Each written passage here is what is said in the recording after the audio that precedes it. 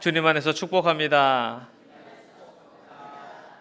다들 다니엘 기도의 기간 동안에 매일 밤마다 나오시느라 정말 수고하셨습니다. 저는 사택이 코앞이래 가지고 한 몇 바퀴 돌돌 구불러 보면은 교회에 도착해 가지고 너무 편했는데 거짓말입니다. 제가 아무리 뚱뚱해도 몇 바퀴 구르는 거 가지고 여기까지 못 옵니다. 아무튼 간에 이렇게 또 기도할 수 있는 기회가 그렇게 흔치도 않은 것 같고, 이 기회 아니면 언제 또 이렇게 기도해보나 싶기도 합니다. 참으로 감사한 기간이었습니다. 우리가 감사함으로 받으면 뭐가 되죠? 은혜가 됩니다. 따라해 보겠습니다. 감사함으로 받으면 은혜가 됩니다. 할렐루야. 아멘. 이렇게 받으면 너무너무 좋습니다. 오늘은 스데반의 그 뒷이야기를 하도록 하겠습니다. 스데반 이야기를 이어서 하도록 하겠습니다. 오늘 본문을 읽어보면 그렇습니다. 스데반을 치고자 하는 사람들이 넘치는 와중에서 대제사장이 묻습니다. 이것이 사실이냐? 이제 스데반을 치는 사람들이 스데반에 대해서 거짓 고소한 내용에 대해서 묻는 겁니다. 이 거짓 고소가 사실이냐? 물론 대제사장이 몰라서 묻는 게 아니고 그냥 재판의 절차를 지키는 것뿐입니다. 절차를 지킨다고 했지 공정하게 재판을 한다는 소리는 안 했습니다. 죽일 생각이죠. 아무튼 그때에 스데반은 대제사장과 자기를 치는 사람들 앞에서 그들의 출신을 언급합니다. 부형들이여 들으소서, 우리 조상 아브라함이 라고 시작하면서 스데반의 설교가 시작됩니다. 스데반은 이 말을 하고 싶었습니다. 우리는 다 같은 아브라함의 후손이지 않느냐. 유대인들에게는 세 가지 자랑거리가 있습니다. 하나는 우리는 아브라함의 후손이다. 이것이 이 자랑거리가 있고, 또 우리는 계명을 받았다. 십계명 받았지 않습니까? 하나님께서 십계명 주신 민족은 이스라엘 뿐이죠. 그리고 우리는 할례를 받았다. 즉 우리는 하나님의 백성이다. 인침을 받았다. 그런 자부심이 있었습니다. 스데반은 그 중에서 첫 번째를 언급한 겁니다. 우리는 다 같이 아브라함의 후손이지 않냐. 그런데 그 아브라함이 오늘 본문에 나오는 내용을 읽어보니까 원래 어디에 있었습니까? 메소포타미아에 있었습니다. 우리는 이제 창세기에서는 갈대아 우르라고 하지만 우르를 포함해서 티그리스 유프라테스 강이 흐르는 그 강 유역 전체를 가리켜, 유역 전체, 그 강 근처뿐만 아니라 그 근처에 있는 사람이 살 수 있는 땅 전체를 가리켜서 메소포타미아 지역이라고 부릅니다. 굉장히 큰 지역을 말하는 겁니다. 그리고 그 중에서도 우르가 굉장히 오래된 고대 도시입니다. 거대한 도시고요. 어쨌든 간에 어디에 있었느냐? 메소포타미아에 있었습니다. 좀 더 정확하게 말하자면 갈대아 우르입니다. 근데 거기에서 중대한 일이 일어납니다. 무슨 일이 일어납니까? 영광의 하나님이 그에게 나타나셨던 겁니다. 그때로부터 유대인들의 모든 스토리가 진행됩니다. 모든 역사가 진행됩니다. 그 이후에 스데반이 하는 말이 유대인들의 기대와는 조금씩 달라지기 시작합니다. 스데반이 쭉 이어서 말을 하는데 7장 4절 5절 말씀 읽으면 이렇습니다. 아브라함이 갈대아 사람의 땅을 떠나 하란에 거하다가 그의 아버지가 죽음에 하나님이 그를 거기서 너희 지금 사는 이 땅으로, 그러니까 가나안 땅으로 옮기셨느니라. 그러나 여기서 발붙일 만한 땅도 유업으로 주지 아니하시고 다만 이 땅을 아직 자식도 없는 그와 그의 후손에게 소유로 주신다고 약속하셨으며 라고 소개를 합니다. 하나님께서 이 아브라함을 하란에서 가나안으로 옮기셨는데 정작 하나님께서는 옮기신 그 땅을 안 주셨다는 거예요. 안 주시고 대신 다른 걸 주셨다는 겁니다. 무엇을 주셨느냐? 약속을 주셨습니다. 이게 진짜로 중요합니다. 이게 중요합니다. 그리고 8절에 이르러 굉장히 중요한 언급을 합니다. 할례의 언약을 아브라함에게 주셨더니 그가 이삭을 낳아 8해 만에 할례를 행하고 이삭이 야곱을, 야곱이 우리 12조상을 낳으니라. 할례를 먼저 언급합니다. 세 가지 자랑 중에 하나가 할례라 그랬지 않습니까? 할례의 언약을 먼저 먼저 주세요. 하나님께서 아브라함에게 할례의 언약을 먼저 주시고 그 뒤에 자식을 주시고 그 자식이 아들을 낳고 그런 식으로 흘러내려가서 민족이 생긴 겁니다. 그러니까 스데반이 굳이 순서를 말합니다. 할례가 먼저고 그 다음에 우리 조상들의 계보가 이어진다. 그리고 거기서 우리 12지파가 태어났고 우리가 태어났다. 그 말을 하고 있는 겁니다. 인간 중심으로 팩트만 말하자면은 스데반의 말은 하나도 틀린 게 없습니다. 근데 하나님을 포함해서 설명하면서 이전에 알지 못했던 사실 한 가지를 알게 됩니다. 앞서 말했듯이 유대인들은 자신의 믿음의 조상인 아브라함의 후손인 것을 자랑스럽게 여겼습니다. 실제로 자랑스러워할 만합니다. 그런데 그 믿음의 조상이 부르심 받기 전에는 어땠습니까? 그냥 메소포타미아에 살던 한 명, 그것뿐이었어요. 거기서 나올 때 아브라함의 나이가 적었습니까? 그렇지도 않아요. 능력이 있었으면 진작에 출세를 했겠죠. 근데 거기서 무슨 중대한 사건이 일어납니까? 하나님께서 아브라함에게 나타나셨어요. 굉장히 중요한 사실이 여기서 나타나는 겁니다.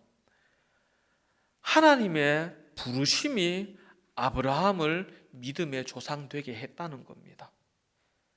아브라함이 중요한 게 아니라 부르심이 중요한 거죠. 아브라함은 그저 메소포타미아에 살아가는 수많은 사람들 중에 한 명일 뿐이었습니다. 거기서 유일하고 특별한 것은 하나님의 부르심이었습니다. 하나님의 부르심이 그를 믿음의 조상 되게 합니다. 또한 아브라함은 하나님의 부르심에 의해서 가나안 땅에 왔지만 발붙일 만한 땅도 얻지 못했습니다. 그러나 하나님께서는 아브라함에게 다른 걸 주십니다. 땅을 주실 거라고 말씀하시면서 다른 것을 주십니다. 아직 자식도 없는 그와 그의 후손에게 소유로 주신다고 약속을 하셨습니다. 약속이 중요합니다. 아브라함이 받은 것은 땅이 아니라 약속을 받았어요. 그리고 하나님께서는 아브라함의 후손에게 있을 일을 예언하시면서 언약하십니다. 약속과 같은 말이죠. 8절 말씀, 할례의 언약을 아브라함에게 주셨더니 그가 이삭을 낳아 여드레 만에 할례를 행하고 이삭이 야곱을, 야곱이 우리 12조상을 낳으니라. 그러니까 이스라엘 백성들은 아브라함의 혈통인 것은 맞지만은 더 중요한 것이 있다는 겁니다. 그것은 아브라함을 믿음의 조상 되게 하고 그들을 믿음의 후손 되게 하는 하나님의 약속이었던 겁니다. 이게 그들이 자랑하는 혈통보다 더 중요한 것이었던 겁니다. 그러니까 스데반이 유대인들에게 말하고 싶었던 것이 무엇일까요? 우리는 우리의 혈통을 자랑스럽게 여기고 있지만 사실 우리가 자랑스럽게 여겨야 할 것은 혈통 따위가 아니다. 우리는 더 좋은 걸 받았다. 그보다 더 좋은 걸 받았다. 뭘 받았느냐? 하나님의 약속을 받았다는 거예요. 이게 진짜 중요했던 겁니다. 이것과 관련해서 한 가지 예를 들어 보이겠습니다. 사무엘상을 읽어보면 한나라는 이름의 여인이 나옵니다. 그리고 이 여인의 남편은 엘가나인데 레위인이고 에브라임 산지에 거주하던 자였습니다. 그리고 그 당시에 같은 시대에 대제사장은 엘리였고 그 계보는, 그러니까 대제사장의 계보는 혈통을 따라 내려갑니다. 그러니까 계보는 엘리의 두 아들 중에 하나가 이어받을 예정이었죠. 물론 살아남는다면 장자가 이어받겠죠. 정상적이라면은. 거기에 비해서 한나의 아들 사무엘은 초라했습니다. 보잘것없어요. 생각해 보십시오. 종교적 중심지였던 실로에 있는 대제사장 가문의 아들과 실로에 있지도 못하고 저 에브라임 산지에 올라가 있는 거 보면 무슨 반개인 것 같은데 잘 모르겠어요. 몇 번째 가문인지도. 그 제사장이라고 나오지도 않지, 레위인의 후손인 사무엘과 비교가 됩니까? 비교가 안 됩니다. 더구나 사무엘은 한나가 서원해서 낳은 아들이지 않습니까? 서원할 때 뭐라고 서원합니까? 아들을 낳게 하시면은 여호와의 전에 바치겠다고 약속을 했고 진짜로 바치지 않습니까? 근데 그 어린 아기가 무슨 힘이 있겠습니까? 아버지도 고작 해봤자 에브라임 산지에 거주하는 레위인일 뿐인데 아무것도 아니에요. 그러니까 사무엘은 참 불쌍한 아이입니다. 이후에 사무엘 3장 3절을 읽어보면 이런 내용이 나옵니다. 하나님의 등불은 아직 꺼지지 아니하였으며 사무엘은 하나님의 궤에 있는 여호와의 전 안에 누웠더니, 밤에 하나님의 궤에 있는 여호와의 전에 누워서 할 일은 하나밖에 없습니다. 그 촛대를 밝히는 겁니다. 근데 이 일은 원래 어린이에게 시키는 일이 아닙니다. 성장이 끝난 성인 남성이 하는 일입니다. 근데 왜 사무엘이 거기 누워 있을까요? 엄마도 없고 기댈 데 없는 이 불쌍한 아이가 왜 거기 있을까요? 번제를 드리면은 제사장에게 가죽이 떨어집니다. 제사 드려줬다고 가죽이 이득으로 떨어집니다. 요제를 드리면은 넓적다리가 제사장 앞으로 떨어집니다. 전제를 드리면은 포도주가 제사장 앞으로 떨어집니다. 그런데 촛대에 불을 밝히면은 아무것도 안 떨어져요. 아무것도 안 떨어져요. 그런데 사무엘이 그 밤을 밝히고 있을 거기에, 그 자리에 떨어져선 안 될 게 엘리 입장에서 절대 떨어져선 안 될 게 떨어집니다. 뭐가 떨어집니까? 여호와의 말씀이 거기에 떨어집니다. 말씀이 거기에 떨어져 버리고, 원래 대제사장 가문은 엘리의 집안인데 이스라엘 나라를 누가 다스립니까? 사무엘이 다스리죠.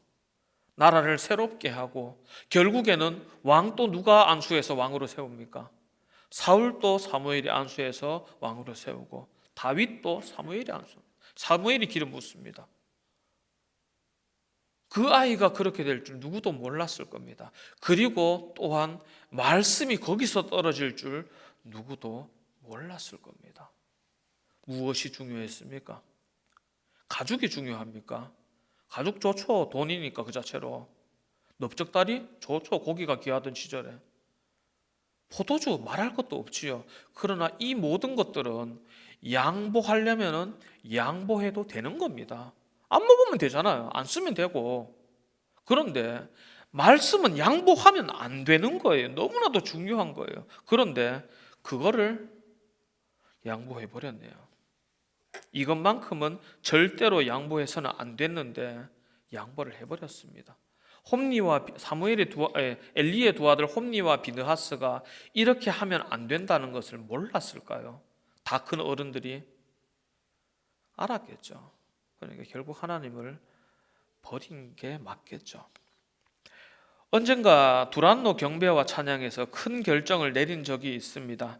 그 당시 두란노를 말할 때 종종 이런 말 했습니다. 다들 기억하실 겁니다. 두란노 한번 움직이려면 버스 몇 대 움직여야 된다. 악기만 움직이려고 그래도 그 정도는 움직여야 된다. 대한민국의 제일 좋은 악기는 두란노에 있다. 두란노가 제주도 가려면 비행기 몇 대 대절해야 된다. 그런 소리 저도 종종 들었습니다. 그런데 어느 날 갑자기 굉장히 충격적인 결정을 내렸던 걸 제가 기억합니다. 악기 몽땅 처분하고 피아노 한 대만 남기고 그렇게 찬양을 다시 시작했던 것을 제가 기억을 합니다. 1990년도 중반 정도 됐었죠, 그때가. 제가 검색을 해서 못 찾았습니다. 그런데 그런 기억이 나는데 그 이야기를 들으면서 되게 감동받았던 기억이 납니다. 좋은 악기 좋지요. 그리고 훌륭한 연주자 좋습니다. 그러나 제일 중요한 게 뭘까요? 하나님 앞에 찬양하는 나 자신 아니겠습니까? 저도 음악을 좋아해서 찬양 잘 부르고 싶어서 나름 연습 많이 했습니다. 저 나름대로 진짜 많이 연습했습니다. 목에 피 나올 때까지 불러본 사람 흔치 않을 겁니다. 예, 나름 많이 연습했습니다. 많이 연습했고 트레이닝도 받았고, 그리고 사부님이 성악도 조금 배웠고, 피아노도 좀 해봤는데 도저히 안 돼가지고 포기했고, 기타도 조금 했고, 베이스도 조금 해봤고, 드럼도 기본 박자 정도는 칩니다. 근데 그런 것들을 배우면서 어느 날 악기도 없고 아무것도 없는데 찬양을 하고 싶어요. 찬양을 하고 싶은데 이때까지 배운 악기를 배워보면 뭐합니까? 악기가 없는데 혼자 앉아서 찬양을 하면서 이것도 나쁘지 않다. 내 목소리만 있어도 나쁘지 않다.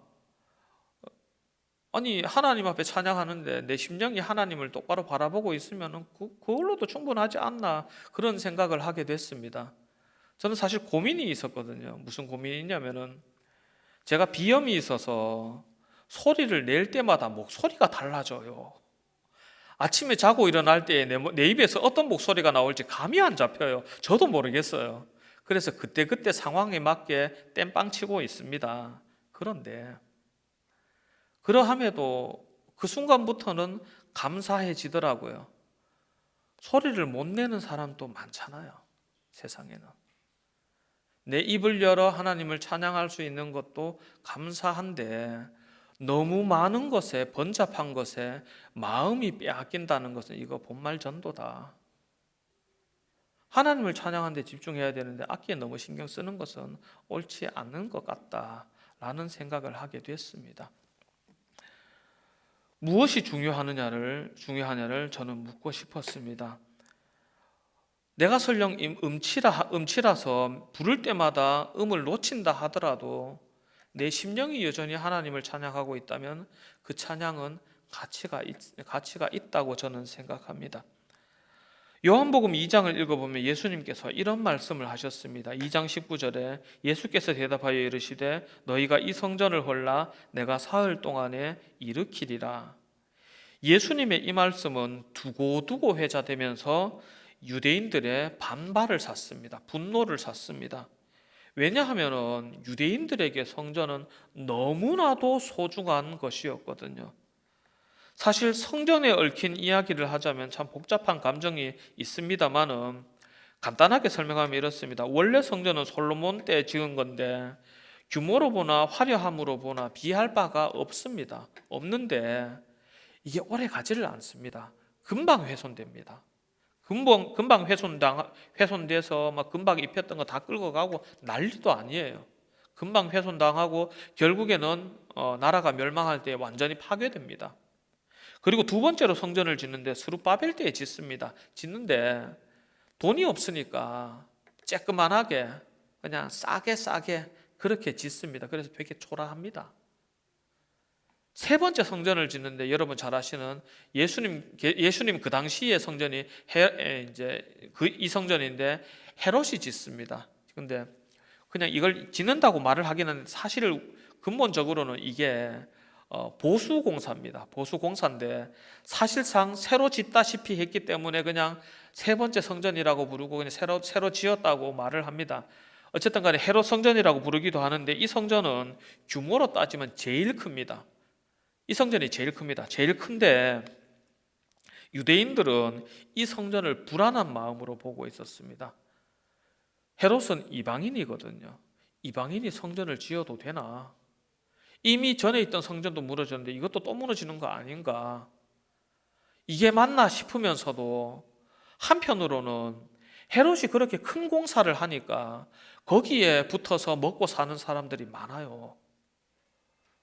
특히나 이제 공사니까 몸 쓰는 일이 많이 필요한데 특히 젊은 신랑들이 자기 가족 건사하려고 와이프하고 이제 자식들 먹여 살리려고 거기서 일을 했단 말이죠.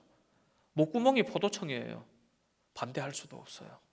그래서 불안한 마음으로 지켜보고 있었습니다. 그 와중에 제사장들은 참 돈에 눈이 멀어서 참 해선 안 될 짓도 많이 하고 있어요. 그러니까 유대인들은 제법 불안해했습니다. 그 상황 속에서 예수님께서 이 아픈 손가락을 건드리셨던 겁니다. 이 성전을 헐라 내가 사흘 만에 다시 일으키리라. 진짜 이거는 요즘 애들 말로 발작 버튼 누른 겁니다. 진짜.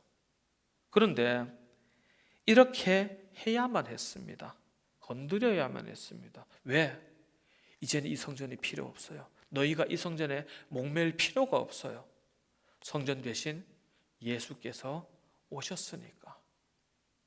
이제는 벗어날 때가 된 거예요. 그러니까 예수님께서는 본질을 찾아주신 겁니다. 아니다. 이제 그 성전 아니다. 나를 따르라. 그렇게 불러주셨던 겁니다. 엄밀히 말해서 우리는 혈통을 따지자면 소망이 없습니다. 우리 중에 누구도 유대의 혈통을 가진 분들이 없습니다. 확인 한번 해볼까요? 혹시 저는 유대인의 혈통을 조금이라도 우리 조상님들 중에 유대인이 없으시죠? 당연히. 예, 이게 정상이죠. 예, 우리는 혈통으로 따지면 소망이 없습니다. 그런데 우리에게 더 큰 소망이 있습니다. 무슨 소망이 있습니까? 약속이 있습니다. 예수님의 그 약속이 있기 때문에 우리에게 소망이 있습니다. 이 약속이 진짜 재산이에요. 이 약속이 이 성경 말씀을 다 담고 있습니다. 이 약속에 우리의 소망이 있습니다. 아브라함이 부르심을 받을 때에도 혈통이 좋아서 부르심 받은 것이 아니고 부르심을 받았기 때문에 아브라함의 혈통이 존중받았습니다. 그러니까 우리에게 중요한 것은 그 존중받는 혈통이 아니라 그 혈통을 존중받게 한 하나님의 약속입니다. 그러니까 우리에게 하나님의 약속이 중요합니다. 그런데 혈통과 관련이 없는 우리는 항상 하나님만 바라보고 살아가느냐고 묻는다면 그건 또 아니지 않습니까? 곤란합니다. 참으로 여러 가지 것들이 있겠지만 그런 문제들보다 저는 스데반이 제시한 이 한 가지 방향성에 주목하고자 합니다. 너는 가장 중요한 것에 충실하고 있냐? 가장 중요한 것에 충실하고 있냐? 어느 교회에 목사님과 장로님이 거의 한 달에 한 번씩 다투시더라고요. 그래서 뭔가 중요한 문제, 시골 교회입니다. 중요한 문제 때문에 다투시나 라고 생각을 했더니 교회의 정원수가 목사님께서는 좀 동그랗게 이렇게 깎았으면 좋겠는데 이 장로님께서는 좀 평평하게 깎으셨으면 좋겠는 거예요. 그러니까는 이제 평일날 목사님께서 정성껏 동그랗게 이렇게 갖고 놓으셨는데 장로님께서 주일날 오시면은 위에를 평평하게 싹둑 잘라요. 아니 이놈의 영감탱이가! 그러면 또 장로님께서 목사님이 진짜 멋을 모른다 하는 게 이게 좀 깔끔하게 하면 얼마나 좋냐고. 그러면 저희 젊은 것들은 할 말이 없어서 날씨가 좀 오늘 날씨 좋네요. 그랬었는데 뭐가 중요할까요? 예를 들어서 하는 말입니다. 실제로 그런 목사님 계시겠습니까? 저쪽에 군인이 계시긴 합니다만 어쨌든 간에 예, 진짜 중요한 것은 하나님 앞에 예배드리는 것이지 않습니까? 근데 우리가 교회 안에서 서로 다른 모습을 가지고 신앙생활하면서 부딪힐 때가 많습니다. 그리고 그 부딪힐 때에 우리는 대부분의 경우 제일 중요한 것을 놓치고 있을 때입니다. 우리가 주님 안에서 우리를 돌아보기를 원합니다. 돌아보아서 우리에게 가장 중요한 말씀 안에서 다시 서시는 능력의 그리스도인 되시기를 주님 안에서 축복합니다. 기도하겠습니다. 거룩하신 하나님 아버지, 주님의 크신 은혜를 감사합니다. 잠시 말씀을 살펴보았습니다.